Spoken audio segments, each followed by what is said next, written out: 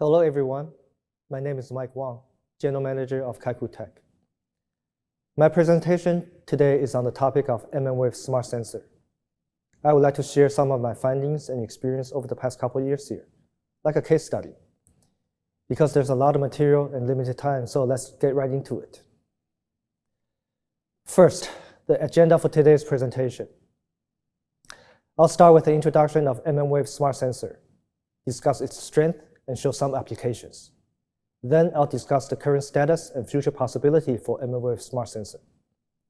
From chip architecture to chip spec, key RF measurement results to current packaging technologies. I'll then present challenges facing mass production for mmWave Smart Sensor with topics ranging from substrate variation, its impact on antenna performance, to testing of the AIP and its cost concern. Finally, I'll end with a conclusion. So let's start with the introduction of mmWave's strength in sensing. Millimeter wave, especially at 60 GHz, is good for object sensing and provides information about range, velocity, and angle. 60 GHz wide bandwidth gives high radio resolution, and it is less crowded, which means less interference as compared with 2.4 GHz. It is permeable, so it is often concealable under certain materials, such as plastic, clothing, glasses, etc. This translates to a static product design without special openings, and it is workable under most environmental conditions. Short wavelength gives high phase resolution for object tracking. This results in sub-millimeter wave range accuracy. Small wavelength also means small antenna size and form factor. Thus, it is suitable for wearable or portable product designs. Continuing with millimeter wave strength, 60 GHz provide the widest bandwidth in millimeter wave, 7 GHz worth of bandwidth. This means 2.1 centimeter radio resolution. Received signal phase information is related to 60 GHz wavelength, 5 millimeters, so it can detect very minute movement, such as breathing and heartbeat. 60 GHz is ideal for short-range sensing due to its high oxygen absorption. Currently, it is not crowded, which means less interference. In radar sensing using FMCW, interference is practically non-existing. The 5 millimeter wavelength at 60 GHz means small antenna size and form factor. Let's move on to its applications. The main application for mmWave sensing is in hand gesture recognition. So what is hand gesture recognition? Well, it recognizes hand gesture for movement using AI algorithms. mmWave gives precise tracking of dynamic hand gestures, so it works well as a human interface device. As can be seen here, it can have immediate response for HID. It is intuitive and easy to use. It is without the limitation of gloves and cable. It also has low cost than other solutions. So here are some of the example applications. We have wearable devices, such as TWS, smartwatches. It can also be used in cell phones, gaming console, AR/VR, AIoT, smart home appliances, automotive interior control, sports and health. There are actually many other applications. Here are some example videos showing TWS earbud and gaming console, and also in phone. Note, for the gaming application, how quick the response time can be. We have also done many other gesture and tracking examples. And these applications are also shown in our website. For those interested, you can go there and check out for the details. Now, let's move on to the current status and future possibility for mmWave Smart Sensor. We start with the chip architecture and why CMOS is a good choice. Notice that there are 3 receivers and 1 transmitter, and we use injection lock oscillator to reduce power and also for LO distribution. There's a PMU unit, a radar DSP, such as FFT and the self-interference cancellation, and also an AI accelerator and the MCU, etc. in this chip. We actually use TSMC's 28H PC Plus process with a peak FT of 361 gigahertz and an Fmax of 332 gigahertz. So for 60 gigahertz application, these are more than 5 times the carrier frequency. So we can realize radar sensor at reasonable power level with good margin. So CMOS enable all the digital integration of radar DSP, AI accelerator, MCU to make the sensor smart, as compared to traditional radar-only applications out there. So this drives towards a low-cost total solution for quick end customer product deployment. Now the chip spec. The chip has 1 transmitter and 3 receiver. And as shown on the slide, we have 2 package types. One is POP, which is 6 by 6.5 millimeter. There's another package type called POSIT. It's 6.1 by 3.9 millimeter. This chip can do 1D, 2D, or 3D position tracking, and the hand gesture recognition distance is within 30 centimeters. Although for presence detection, we can detect people's presence more than around 5 meters. The field of view is about, or 3 dB beam width is about at least plus minus 30 degrees. The power consumption part. The peak power, 1 transmitter and 3 receiver, everything with digital fully on, consumes about 90 milliwatt. This is much lower than a lot of the competition out there. But we never use the chip as such. So in normal operating mode, the chip consumes about 24 milliwatt. This is due to duty cycling. We can reduce the power consumption. But more importantly, we actually put the chip in sleep mode most of the time, and it wakes up automatically and sniff to see if there's a gesture. So in this standby mode, the power consumption is about 1 milliwatt.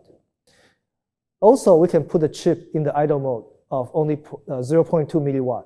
In this case, the host can wake us up, and we go to sleep or in idle mode as needed. The EIRP for this chip is from -8 dBm to +6 dBm. For key RF measurement results, the challenge of CMOS radar lies in the wide bandwidth from 57 to 64 gigahertz. So we need to do the calibration. As mentioned previously, we use injection lock oscillator for LO distribution and power saving. So we need to calibrate its resonance tank as well as its swing. These calibration algorithms are all done in hardware automatically upon power up. The resulting transmit power is relatively flat across the band. The transmit power control is also pretty consistent across the different levels. Although they are not critical for our applications, this slide just shows what's achievable with CMOS. The consistent LO swing also yields consistent receiver conversion gain and noise figure. Notice that in our design, we applied a mixer first design because our application is short range sensing, so the noise figure is not that important. Phase noise is also consistent throughout the entire frequency range. Notice that for short range radar application, phase noise is not that important as both the transmitter and receiver use the same LO source. Hence, the phase noise is correlated and is filtered as a first order high pass filter. So overall, for short distance, phase noise does not matter that much. We test the loop gain from transmitter to receive in production, and temperature variation needs to be calibrated out as well. As can be seen here, the loop gain can be calibrated within plus minus 1 dB throughout the entire operating temperature range, from 0 to 85 degrees. So overall, it seems like the IC itself poses no real issue in production. But what about antenna in package? Now, let's talk about the antenna part. The design spec for antenna is listed as such. because we have 3 receivers antenna for 3D sensing. So the receiver antenna spacing has to be lambda over 2 or 2.5 millimeter at 60 gig. And we try to have a return loss greater than, or S11 better than 10 dB for the entire frequency range. Isolation between receiver antenna has to be, or we try to be better than 15 dB, but more importantly, from the transmitter to receiver antenna, we're shooting for 20 dB isolation.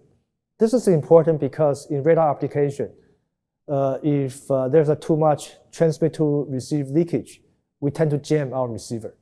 So we need to have a good isolation at the front. Antenna peak realized gain should be around 5 dBi at least. And the beam width, we hope to be better than 60 degrees. The wider is better.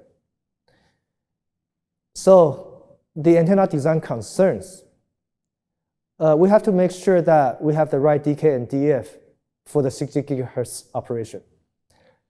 And we have to use a low loss or low DF material for RF transmission and antenna design. And in the design, we assume all the IC port impedance are 50 ohm. Here are some of the major S parameters with the POP package.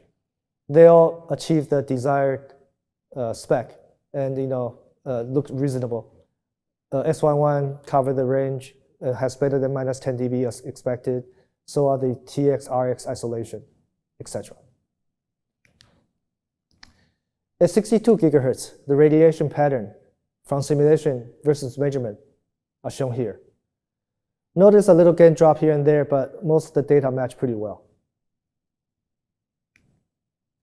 Now let's move from measurement results to current packaging technology, POP. For POP, there are 2 substrates connected by interposer balls in the middle. The top substrate is the antenna. The bottom one is the IOs. This achieves a good IO count for SoC, or digital-centric application. And since our application is not just radar or not just RF only, this is actually crucial for our particular use. We also have a POSM solution. POSM is like a marsupial, so it carries the die or baby underneath the substrate. This is a simple solution, but as can be seen, the place where the die exists, you cannot have balls. So we actually waste space for ball counts. This is a typical solution for RF-only packaging. We also encounter many customers who want to design their own antenna due to product design casing or form factor consideration, such as earbud, cell phone, etc. This so-called flip chip CSP combined with FPC or flexible PCB as a transmission line can attach to any antenna as needed. This provides the most flexible solution.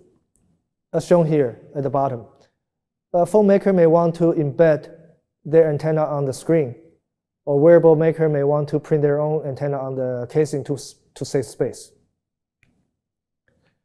We have also considered LCP solution. As shown here, it is bendable. It also has pretty good performance, but the cost is the issue. Our application demands low-cost packaging for consumer market, and packaging and testing costs cannot be too big of a percentage for the total cost. Here's the comparison table summarizing a few key points. For example, LCP cost is too much. POSM is suitable for most of the applications, but we're still looking for better overall solutions. We have also studied other technology as well. It's shown here, like TMV, BVA, Info, or TSV.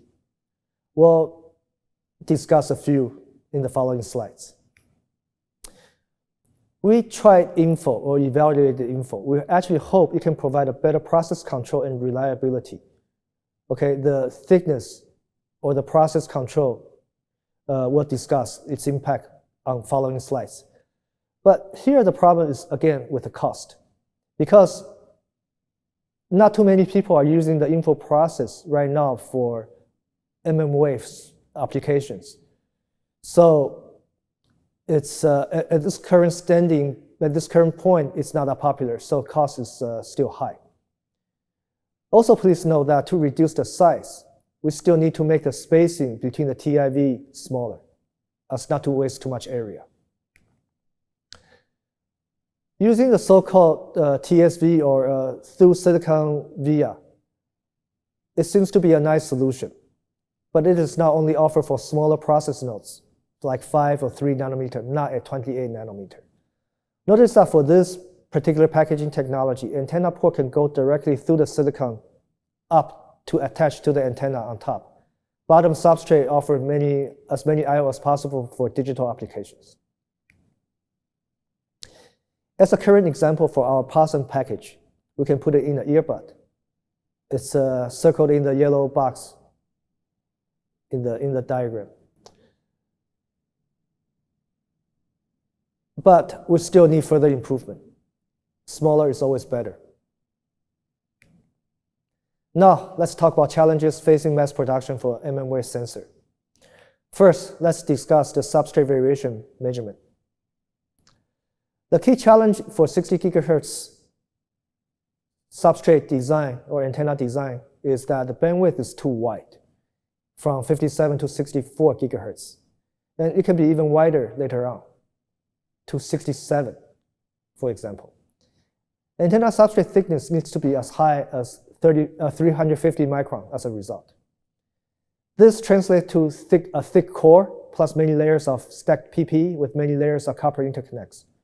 So this substrate making uses traditional PCB process based on lamination. How well can we control the final thickness and surface roughness? Again, everything is in relation to 60 gigahertz wavelength of 5 millimeter divided by the square root of dk. So what does this all mean in terms of process control and antenna design margin? To sum up this page actually, wide bandwidth gives us thick substrate with many layers. Small wavelength gives a high percentage variation. So we need to over-design the antenna, which means performance loss, cost goes up, and test time goes up. In millimeter wave design, the thickness of substrate, dielectric constant dk, dissipation factor df are all very critical parameters. Dielectric constant and thickness of substrate impact frequency shift, propagation delay, circuit crosstalk. Dissipation factor, or df, and thickness of the substrate impact transmission line loss, antenna gain, and the radiation efficiency. So the achievable accuracy, again, is related to the wavelength of 5 millimeter or below. This problem never shows up at 2.4, but now becomes a big problem at 60 gig. So how do we extract the correct dk and df of the substrate? The manufacturer will provide the original dk using some so-called resonator method. But we cannot really use the dk as provided because, through the lamination process, with the pressure, with the surface roughness from the copper, the dk will change. So we have to use test key to extract the dk and df. As shown in this slide, the dk changes from manufacturer's number. We have to pretty much increase by 5% to get it right. Okay, if not, it actually causes a frequency shift. Thickness control also can cause return loss and gain variation, as shown in this slide. The gain can drop around 1.2 dB due to thickness variation, and the frequency can shift around by 1.7 gigahertz.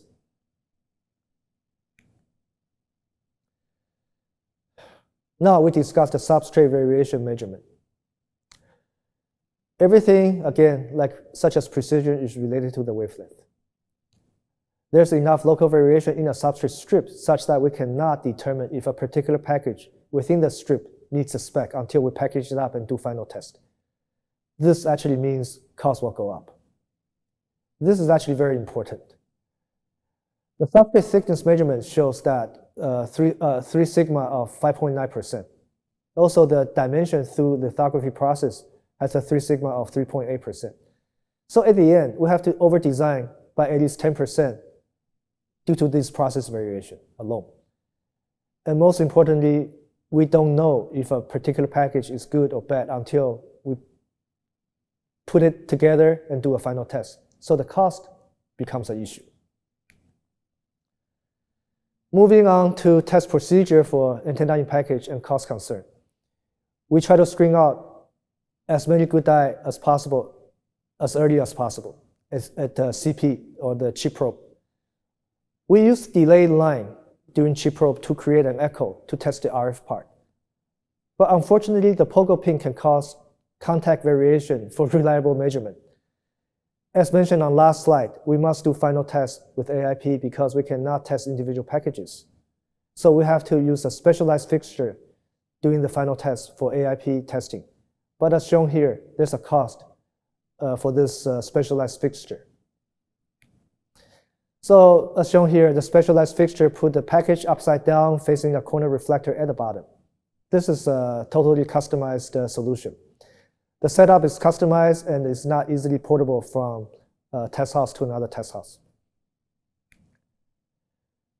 So finally comes the conclusion. There are many application areas where mmWave sensor can be used. Besides performance, power, accuracy, there are also challenges facing antenna design, packaging, testing, and reliability. All of these will translate to additional cost and eventually will determine whether mmWave smart sensor can make it to the mainstream consumer product. The issues are also present in other mmWave products such as automotive radar and 5G. So how can lesson learned or experience gained from these applications to be applied to our millimeter wave smart sensors?